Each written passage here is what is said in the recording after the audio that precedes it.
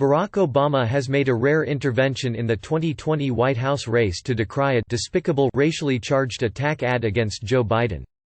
A pro-Trump group put out the clip that twists Mr. Obama's own words in order to undermine the Democratic contender. Mr. Biden is hoping the black vote in South Carolina's primary on Saturday will revive his campaign. Though Mr. Biden was his vice president, Mr. Obama has observed neutrality in the race, refusing to endorse a contender.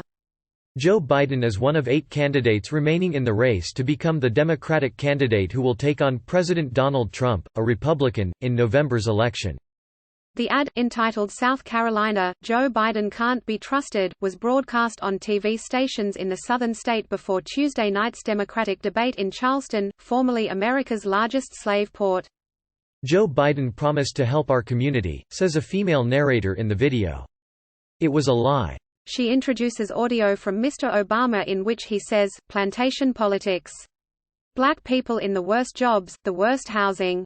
Police brutality rampant. But when the so-called black committeemen came around election time, we'd all line up and vote the straight Democratic ticket.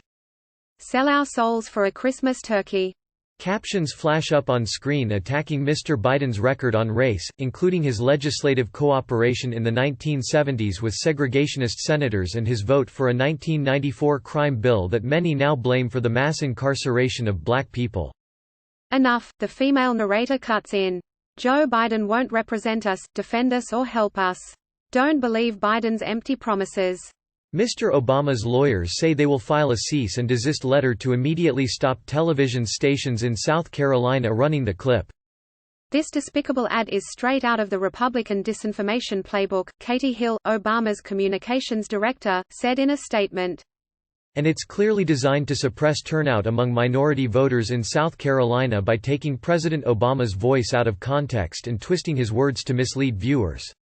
In the interest of truth in advertising, we are calling on TV stations to take this ad down and stop playing into the hands of bad actors who seek to sow division and confusion among the electorate. Ms. Hill reiterated that Mr. Obama has several friends in this race, including, of course, his own esteemed vice president.